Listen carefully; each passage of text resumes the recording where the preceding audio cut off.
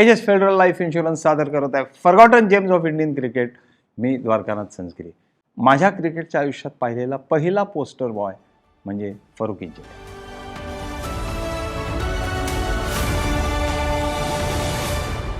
Poster boy होणं एखाद्या टीमचं किंवा त्या संघाचं ही एक वेगळी गोष्ट असते. तुमचा सर्वोत्कृष्ट क्रिकेटपटू हा पोस्टर बॉय असतोच असं नाही. किथ मिलर हा ऑस्ट्रेलियाचा ब्रॅडमनच्या काळातला पोस्टर बॉय होता. हटनच्या काळातला डेनिस कॉम्प्टन इंग्लंडचा पोस्टर बॉय होता. पोस्टर बॉय असा एक मस्त देखणा, स्वॉशबकलिंग आणि ज्याच्याबद्दल लोकांना वेगळ्या अपेक्षा आहेत असा तो पोस्टर बॉय असतो. थोडासा रोमॅन्टिक, देखणा, राजकुमार वाटावा असा. भारतीय क्रिकेटमध्ये काही कमी देखणे क्रिकेटपटू नव्हते. अब्बास अली बेग ते चिकणा होता, पतौडी रुबाबदार होता, जयसिम्हा हँडसम होता, अजित वाडेकर देखणा होता आणि ही सगळी मंडळी मैदानावर खेळताना सुद्धा अशीच देखणी वाटायची व त्यांची फलंदाजी सुद्धा तितकीच चांगली होती.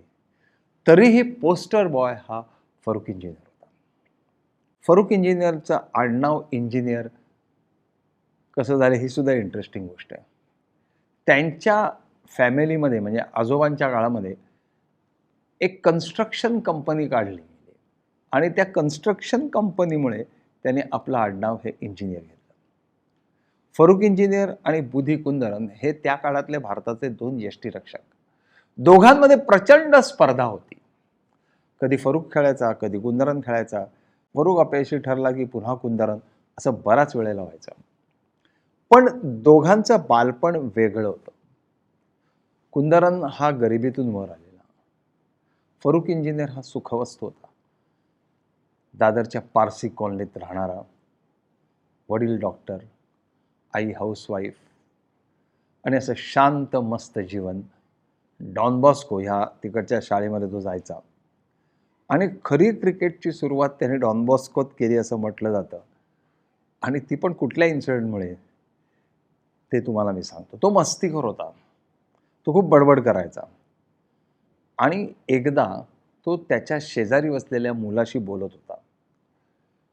त्याच्या टीचरनी पाहिलं की तो सतत बोलतोय. त्याने सांगण्याचा प्रयत्न केला पण त्याचं लक्षच नव्हतं. शेवटी त्या टीचरनी आपल्या हातातला डस्टर फेकून त्याच्यावर मारला आणि फरुख इंजिनियरने तो डस्टर चपळपणे पकडला. क्रिकेटची पहिली गुणवत्ता त्याच्यात ती तिथे दिसली आणि कदाचित पोस्टर बॉयची सुद्धा. कारण तो ज्या मुलाशी बोलत होता त्या मुलाचं नाव होतं शशी कपूर. शशी कपूर त्याचा क्लासमेट होता. तिकडेच एक दादर पारसी जिमखाना क्लब आहे. त्या क्लबसाठी तो खेळला, यष्टीरक्षक म्हणून खेळला. पहिल्याच मॅचमध्ये लेग साईडला जाऊन त्याने 2 झेल घेतले आणि चांगला यष्टीरक्षक म्हणून त्याच्यावर जो शिक्का बसला आणि जे यष्टीरक्षणाचे ग्लोव्ज त्याच्या हातामध्ये घुसले ते शेवटपर्यंत. त्याचा मोठा भाऊ डॅरियस हा सुद्धा क्रिकेट खेळायचा आणि तो म्हैसूरसाठी रणजी ट्रॉफी खेळला आहे. डॅरियसने फरुखमध्ये क्रिकेटचं प्रेम रुजवलं. सुरुवातीच्या काळामध्ये फरुख इंजिनियरला पायलट व्हायचं होतं. त्याला विमानं उडवायला भयंकर आवडायचे आणि त्यांनी प्रायव्हेट पायलटचं लायसन्ससुद्धा काढलं होतं आणि तो छोटी छोटी विमानं चालवायचा. पण त्याच्या आईला ते आवडायचं नाही. आईला फार भीती वाटायची की फरुखला काही झालं तर, ॲक्सिडेंट झाला तर. म्हणून तिने फरुखला सांगितले, हे विमानाचे उद्योग सोड आणि तू सरळ क्रिकेट खेळ. फरुखचा आईवर प्रचंड प्रेम होतं. त्याची आई तशी लवकर गेली. ती जेव्हा आजारी होती आणि शेवटच्या घटका मोजत होती तेव्हा फरुख इंजिनियर एक मॅच खेळत होता. ती मॅच सोडून फरुख धावत आपल्या आईकडे आला आणि आईला त्या अवस्थेत बघून रडायला लागला. आईने त्याला सांगितलं, काळजी करू नकोस, तुझ्या पोटी पहिली मुलगी म्हणून मी येईन. आणि आई गेली आणि फरुखने जेव्हा लग्न केलं तेव्हा त्याला पहिली मुलगी झाली. म्हणजे फरुखलाही असं वाटतं की त्याची आई त्याच्या पोटी आलेली आहे. फरुख डॉन बॉस्कोमधून पोदार कॉलेजमध्ये गेला आणि तिथे एक फलंदाज म्हणून तो धावा करायला लागला आणि यष्टीरक्षण तिथेही करायला लागला. तो लहान असताना त्याला त्याचा भाऊ एकदा ईस्ट स्टँडमधून मॅच पाहायला घेऊन गेला आणि तिथे त्या ईस्ट स्टँडच्या जवळ फील्डिंग कोण करत होतं? डेनिस कॉम्प्टन, इंग्लंडचा पोस्ट बॉय. फरूक इंजिनियर त्याला सारख्या हाका मारत होता. त्याने त्याला वळून पाहिलं आणि त्याला फरूक आवडला. त्याने खिशात एक चिकलेट होती, ती चिकलेट काढून फरूकला दिली. फरूकने ती चिकलेट खाल्ली नाही. त्यांनी ती शेवटपर्यंत आठवण म्हणून तशीच ठेवली. एक पोस्टर बॉय दुसऱ्या पोस्टर बॉयला चिकलेट देतो असा तो प्रसंग होता. म्हणजे तेव्हा त्यालाही कल्पना नसेल की हा मुलगा उद्या पोस्टर बॉय होऊ शकतो. यार, why does everyone keep talking about the future? इतना डरते क्यों है लोग future say?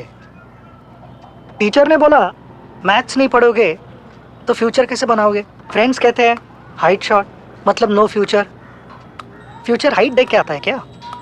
Anyway, I decided I right with my left but I will be a right handed batsman. सबने बोला लेफ्टी रहे, फ्यूचर मत बिगाड़. पण मला हाच स्टान्स आवडतो. ग्रिप तो सही रहा, स्ट्रेट ड्राइव भी सही लगा, and I will get better at it. I will practice and practice and practice. I am not afraid of the future.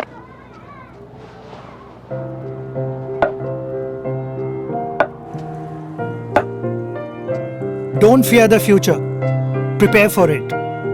With a range of life insurance plans from AGS Federal Life Insurance. Farooq मुंबईसाठी पहिल्यांदा खेळला आणि त्यावेळेला मुंबईच्या संघात शिरणं एवढं सोपं नव्हतं. नरेंद्र तामाणे होते, इतर आणखीन यष्टीरक्षक होते. पण पहिली मॅच जेव्हा दिल्ली विरुद्ध फरूक इंजिनियर खेळला तेव्हा त्यांनी त्यात 7 विकेट्स घेऊन लिमयेचा रेकॉर्ड मोडला आणि तिथून त्याला MCC विरुद्ध म्हणजे टेड डेक्स्टरच्या MCC विरुद्ध मुंबईला संधी मिळाली. त्याची निवड झाली. तो प्रॅक्टिस करत होता आणि प्रॅक्टिस करत असताना राजसिंग दुंगरपूर त्याला बोलून टाकत होते. एक बॉल उडला, बॅटची कड घेतली, त्याच्या डोळ्याला लागला आणि त्यामुळे त्याला दुखापत झाली. तो ती टेस्ट मॅच खेळू शकला नाही. त्याची जागा कुंदरनने घेतली. त्याच्या सुदैवाने कुंदरनच्या धावा झाल्या नाहीत म्हणून पुन्हा फरूक आला. फरूकने काही फार मोठा पराक्रम गाजवला नाही, त्यांनी 30-35 धावा केल्या. पण त्यामुळे तो तिथे टिकला आणि 1962च्या वेस्ट इंडिजच्या दौऱ्यावर गेला. तिथे पहिल्या 3 कसोटीत तो खेळला, नंतर तो इंज्युअर्ड झाला. पण त्या 3 कसोटीत खेळताना हॉल आणि ग्रिफिथची गोलंदाजी त्याने अत्यंत आत्मविश्वासाने खेळून काढली. फरूकची बॅटिंग आणि यष्टीरक्षण हे दोन्ही तसं स्वॉश बॅकलिंग ह्याच्यात येणार होतं. तो आक्रमक होता. त्याच्या शरीरात आक्रमकतेच्याच पेशी होत्या. त्याच्याकडे सगळे फटके होते आणि तो आल्यानंतर न घाबरता फटके मारायचा, फटके खेळायचा. उभं राहून खेळणं हे त्याच्या रक्तात नव्हतं. आणि त्याचप्रमाणे यष्टीरक्षण करताना सुद्धा तो मागचा जो अख्खा आर्क आहे तो अख्खा आर्क कव्हर करायचा. ताम्हाणेंचं सगळ्यात मोठं कौशल्य असं होतं की त्यांना कधी डाईव्ह मारायला लागलीच नाही, ते चेंडूच्या मागे असत. फरूक इंजिनियर हा थोडा शोमन असल्यामुळे तो डाईव्ह मारायचा आणि डाईव्ह मारून बॉल अडवणं हे प्रेक्षकांना खूप आवडतं. म्हणजे एखादा यष्टीरक्षक चेंडूच्या मागे गेला तर त्याचं त्या प्रेक्षकांना कौतुक वाटणार नाही. पण एखाद्या यष्टीरक्षकाने डाईव्ह मारली आणि जर कॅच घेतला किंवा चेंडू अडवला तर त्याला त्याचं कौतुक वाटतं. ही गोष्ट शोमन असलेल्या फरूक इंजिनियरला पक्की माहिती होती आणि त्यांनी मैदानावरची शोमनशिप नेहमीच केली. त्या वेस्ट इंडिजच्या दौऱ्यानंतर खरं तर फरूक इंजिनियर आणि कुंदरन यांच्यामध्ये पुन्हा स्पर्धा सुरू झाली आणि त्याबद्दल मी कुंदरनच्या एपिसोडमध्ये तुम्हाला सांगितलेल्यामुळे मी पुन्हा त्याबद्दल काही बोलत नाही. पण फरूकची जी सेकंड इनिंग होती त्याच्या करिअरची ती अत्यंत महत्त्वाची होती. 1967 साली जेव्हा वेस्ट इंडिजची टीम इथे आली होती त्यावेळेला मद्रासच्या कसोटीत म्हणजे 3ऱ्या कसोटीत फरूकला संधी मिळाली. पहिल्या 2 कसोटीत कुंदरन खेळला होता, मग कुंदरनला वगळलं आणि पहिल्या दिवशी लंचला त्याने नाबाद 96 धावा केल्या. म्हणजे सेंचुरी इन इच इनिंग त्याची होऊ शकली असती.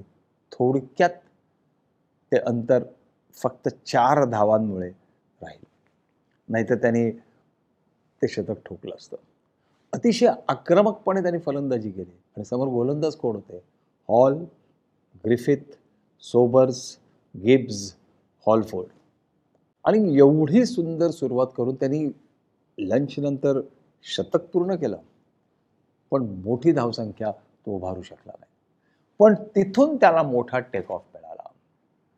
त्या मॅच नंतर भारतीय संघ इंग्लंडला जाणार होता. 1967 साली भारतीय संघ इंग्लंडला गेला आणि त्या दौऱ्यावर फलंदाज म्हणून आणि यष्टिरक्षक म्हणून फरूकची कामगिरी उत्तम झाली. ती इतकी उत्तम झाली की काउंटी खेळणाऱ्या सुरुवातीच्या काही खेळाडूंमध्ये तो होता. त्याला लँकाशायरला काउंटीच्या ऑफर्स आल्या त्या सिरीजमध्ये. त्या सिरीजमध्ये भारताचा धुव्वा उडाला. तिन्ही टेस्ट मॅचमध्ये भारतीय संघ 3-0 हरला. पण फरूक इंजिनियरचं आयुष्य बदललं. जॉन ॲरलॉट सारख्या महान कॉमेंटेटरने त्याला हॅम्पशायरला जॉईन हो म्हणून सांगितलं. त्याला वुस्टरशायरची ऑफर आली. त्याला आणखीन 1-2 काउंटीची ऑफर आली. पण तो लँकाशायरला खेळला. याचं एक महत्त्वाचं कारण की त्याला मँचेस्टर आवडायचं. त्याला ते ओल्ड ट्रॅफर्ड मैदान आवडायचं आणि त्याला असं वाटलं की आपण लँकाशायरला खेळायला हवं. लँकाशायरला त्यांनी साईन केल्यानंतर त्याचा परफॉर्मन्स भारतासाठी सुद्धा वाढत गेला. मग फरूक इंजिनियर ऑस्ट्रेलियाला गेला. त्यानंतर न्यूझीलंड आणि ऑस्ट्रेलियाची टीम भारतात आली. त्यावेळेला सगळे कसोटी सामने फरूक इंजिनियरच खेळला. आणि मग लँकाशायरची जबाबदारी त्याच्यावर वाढायला लागली. आणि मग त्यांनी एक दिवशी अशी डिसिजन घेतली की तो फक्त देशासाठी खेळेल, रणजी ट्रॉफी मुंबईला येऊन खेळणार नाही. म्हणजे तो तिथे लँकाशायरला खेळेल आणि मग देशासाठी खेळेल. ही गोष्ट त्यावेळेला chairman of the selection committee असणाऱ्या विजय मर्चंटना आवडली नाही. आणि म्हणूनच 1971 साली जो वाडेकरचा भारतीय संघ वेस्ट इंडिजला गेला त्यात फरूक इंजिनियर नव्हता. कृष्णमूर्ती आणि जीजी बॉय हे 2 यष्टिरक्षक भारतीय संघात नेले होते. जीजी बॉय तर गोलकीपरच होता. पण कृष्णमूर्ती जरी त्यांच्यामध्ये उजवा असा यष्टिरक्षक असला तरी तो फलंदाज नव्हता. ती मालिका आपण जिंकल्यानंतर इंग्लंडचा दौरा होता 3-4 महिन्यामध्ये आणि आपल्याला असं लक्षात आलं की फरूक इंजिनियरची गरज आपल्याला लागणार. कारण एक फरूकला त्याचं महत्त्वाचं कारण असं होतं की फरूक हा उत्तम फलंदाजी करू शकतो हे आपल्याला ठाऊक होतं. फरूकचं यष्टिरक्षण चांगलं आहे आणि त्याला इंग्लिश हवामानाचा एक्सपिरियन्स आहे. कारण तो तिथेच राहत होता. तो मँचेस्टरलाच खेळत होता. तो लँकाशायरलाच खेळत होता. त्यामुळे विजय मर्चंटने आपलं तत्त्व थोडंसं बाजूला ठेवलं आणि त्यांनी फरूकला घेतला. पण त्यावेळेला सुद्धा फरूक इंजिनियरने अट टाकली की मी काउंटी खेळणार नाही कारण माझ्या कमिटमेंट्स आहेत लँकाशायरबरोबर. मी टेस्टसाठी भारतातर्फे खेळेल. पण ते टेस्टसाठी भारतातर्फे खेळणं अत्यंत महत्त्वाचं ठरलं. पहिली लॉर्ड्सची कसोटी आपण जवळजवळ जिंकली असती. फरूक इंजिनियरने ती आपल्याला जिंकून दिली होती. म्हणजे टी टाईमला पाऊस येणार ही गोष्ट भारताला माहिती होती. त्यामुळे लंच नंतर धावा वेगात वाढवायचा असं भारतीय संघाने ठरवलं. पहिल्या डावात 85 धावा करणारा अजित वाडेकर दुसऱ्या डावात पटकन बाद झाला. पण जाता जाता अजित वाडेकरने एक मास्टर स्ट्रोक मारला. त्यांनी फरूक इंजिनियरला प्रमोट केलं. तोपर्यंत आघाडीचा फरूक इंजिनियर मधल्या फळीत खेळायला लागला होता. आणि फरूकला प्रमोट केल्यानंतर सुनील आणि फरूक इंजिनियर यांची एक झंझावती भागीदारी झाली. सुनील गावस्करनी अर्धशतक ठोकलं. फरूकनी 37-38 धावा केल्या. पण त्या इतक्या महत्त्वाच्या होत्या की असं वाटायला लागलं की आपण जिंकू शकतो. अर्थात हे दोघे बाद झाले आणि पुन्हा प्रॉब्लेम आला. आपण ज्या वेळेला मॅच ड्रॉ झाली त्यावेळेला भारतीय संघाला जिंकायला 38 धावा पाहिजे होत्या आणि सोलकर एका बाजूला उभा होता. त्याच्या पुढची मॅच ड्रॉ झाली आणि ओव्हलला आपण जिंकलो. ओव्हलला जिंकण्यामध्ये फरूक इंजिनियरचा वाटा दोन्ही डावात होता. पहिल्या डावात तर त्यांनी धावा केल्याच, पण दुसऱ्या डावातली त्याची खेळी ही अत्यंत महत्त्वाची होती. भारताला 171 धावांचा पाठलाग करायचा होता. पण त्या काळामध्ये भारताला जिंकायचं कसं हे माहीत नव्हतं. त्याला हा पाठलाग म्हणजे हिमालयाचा पाठलाग वाटला. आपण हिमालय चढतो असं वाटलं. कारण प्रत्येक धाव काढताना एक प्रकारचा दबाव जो असतो तो दबाव भारतीय संघावर होता. तो दबाव इलिंगवर्थसारखा कावेबाज कॅप्टन भारतीय संघावर टाकत होता. आणि आम्हा चाहत्यांना सुद्धा असं वाटलं की आपण नक्की जिंकू का. धावसंख्या जवळजवळ येत होती, पण ती अत्यंत कूर्म गतीने येत होती. तेवढ्यात विकेट पडली आणि फरुख इंजिनियर बॅटिंगला आला. आणि फरुख इंजिनियरनी त्या क्षणी काय जे करायला पाहिजे ते त्यांनी केलं. त्याने थेट आक्रमण केलं, धडाधड बाउंड्र्या मारल्या आणि जो विजयाचं टार्गेट होतं ना ते अगदी जवळ येऊन ठेपलं आणि भारतीय संघ आरामात जिंकून गेला. मला आठवतंय की त्यानंतर 1986 साली मी लॉर्ड्सला टेस्ट मॅच कव्हर करत होतो आणि रे इलिंगवर्थ तिथे होता. तर रे इलिंगवर्थला मी असं म्हणालो की मला तुझ्याशी याविषयी गप्पा मारायच्या आहेत. आणि रे इलिंगवर्थ तयार झाला. आम्ही दोघं गप्पा मारत होतो तेव्हा भारतीय संघ तिथे जे जिंकण्याच्या परिस्थितीत होता आणि जी गोष्ट फरुख इंजिनियरनी केली तीच गोष्ट तिथे कपिल देवनी येऊन केली आणि भारतीय संघ जिंकला. मला त्यावेळेला रे इलिंगवर्थ असं म्हणाला होता की आजच्या काळात ठीक आहे की 86 साली भारतीय संघ हा वेगळा कॉन्फिडंट संघ आहे, कारण 71 साली तो इथे जिंकला, नंतर अनेक मॅचेस जिंकला, तर 80 साली भारताने वर्ल्ड कप जिंकला. त्यामुळे भारतीय संघाला एक कॉन्फिडन्स आलेला आहे जिंकायचा. पण 1971 साली हा कॉन्फिडन्स भारतीय संघाकडे नव्हता.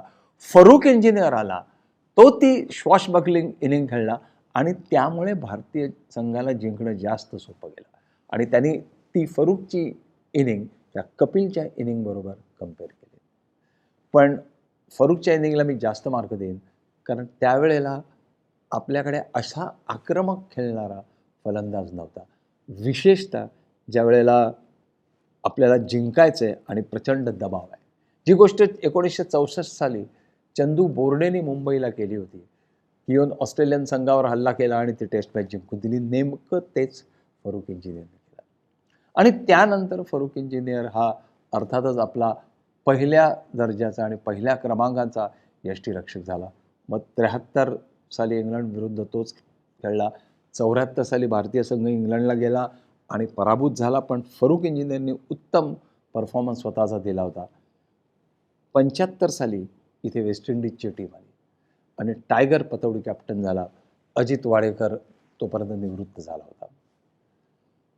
दुसऱ्या कसोटीच्या वेळेला टायगर पतौडी इंजर्ड झाला, त्यामुळे कॅप्टन कोणाला करायचा हा प्रश्न होता. व्हाईस कॅप्टन सुनील गावस्कर होता, पण तो सुद्धा पांडुरंग साळगावकरच्या एका चेंडूवर जायबंदी झाला होता. त्यामुळे फरुख इंजिनियरला कॅप्टन करायचं ठरलं. बोर्डाच्या काही ऑफिशियल्सनी त्याला सांगितलं सुद्धा की तू कॅप्टन आहेस, आणि ऐन वेळेला चावी फिरली आणि वेंकटराघवन कॅप्टन झाला. तरीसुद्धा त्या मालिकेमध्ये फरुख इंजिनियरनी चांगली बॅटिंग केली आणि उत्तम यष्टीरक्षण केलं. म्हणजे एक विव रिचर्ड्सचा त्याने डाईव्ह मारून घेतलेला कॅच मला आठवतो की अत्यंत महत्त्वाचा असा तो कॅच होता. फरुख ज्या काळात आला त्या काळात त्याच्या सुदैवाने आणि भारतीय क्रिकेटच्या सुदैवाने आपल्याकडे उत्कृष्ट असं क्लोजिंग क्षेत्ररक्षण होतं. म्हणजे फरुख तर मागे असायचाच, पण त्याच्या बाजूला अजित वाडेकर असायचा, गलीमध्ये वेंकटराघवन असायचा, शॉर्ट लेगला अबिद अली असायचा आणि फॉरवर्ड शॉर्ट लेगला सोलकर असायचा. आणि त्यामुळे एक प्रकारचा वेगळा दबाव हा फलंदाजांवर पडायचा आणि फरुखला ते अपील करणं वगैरे खूप मस्त आवडायचं. फरुखचं एक होतं मात्र की एखादा झेल जर त्याच्या हातून सुटला तर तो सरळ फर्स्ट फ्लिपकडे बघायचा, म्हणजे माझा नव्हता. पण ह्या सगळ्या गोष्टी क्रिकेटर्स करतातच. त्या 75च्या सिरीजमध्ये शेवटची कसोटी मात्र त्याला लाभदायक ठरली नाही. माझ्या मते तो दोन्ही डावात शून्यावर बाद झाला आणि मग त्यानंतर तो निवृत्त झाला. जरी तो कसोटीतून निवृत्त झाला तरी तो लँकॅशायरला खेळत होता. तोपर्यंत लँकॅशायरमध्ये त्याने आपलं घर वसवलेलं होतं आणि तो तिथला रहिवासीच झाला होता. त्याने लँकॅशायरला जिलेट क्लब 4 वेळा जिंकून दिला, जॉन प्लेअर लीग 2दा जिंकून दिली आणि ज्यावेळेला लँकॅशायरने त्याला बेनिफिट मॅच दिली तर त्या बेनिफिट मॅचमध्ये त्याला 26,000 पाऊंड मिळाले. त्या काळात 26,000 पाऊंड ही मोठी रक्कम होती.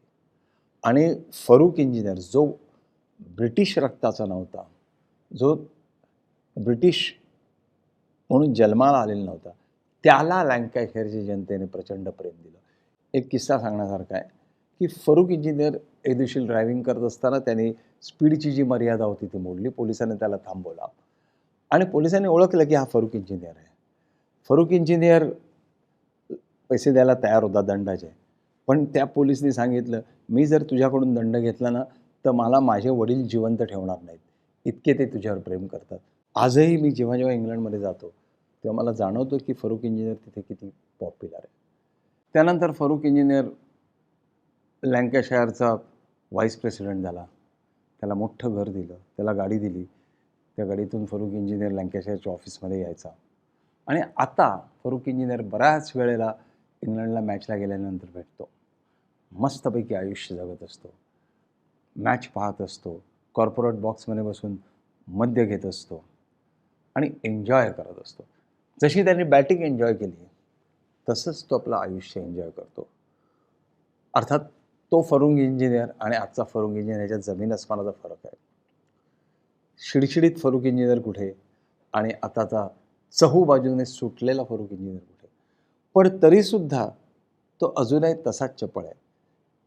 त्याला ऑक्सिजनच्या सप्लायसाठी बऱ्याच वेळेला ऑक्सिजन लावावा लागतो. पण तरीसुद्धा ताटामध्ये मासे पडले किंवा पारसी फूड पडले की तो स्वतःला आवरू शकत नाही. मस्त कलंदर आयुष्य असं जगत असतो. वेगवेगळ्या फंक्शन्सना जातो, उत्तम भाषणं ठोकतो आणि त्याच्याकडे विनोद बुद्धी असल्यामुळे तो सगळ्यांना हसवतो. खरा पोस्टर बॉय तो ह्या वयात सुद्धा आहे.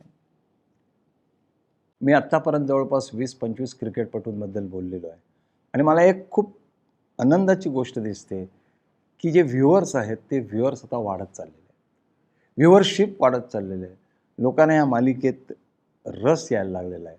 त्यांना असं वाटतं की हा इतिहास कुठेतरी जतन करून ठेवायला हवा.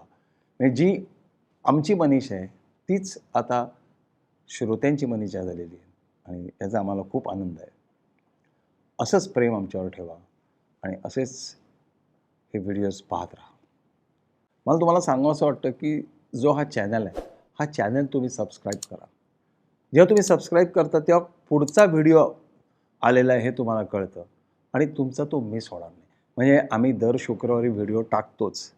पण तरीसुद्धा मला असं वाटतं की तुम्ही सबस्क्राईब केल्यानंतर तुम्हाला लगेच कळू शकतं की कुठला व्हिडिओ आलेला आहे. आणि सगळ्यात महत्त्वाची गोष्ट की तुम्ही आपल्या मित्रांनासुद्धा सबस्क्राईब करायला सांगा. हे कुटुंब आपल्याला वाढवत न्यायचं आहे.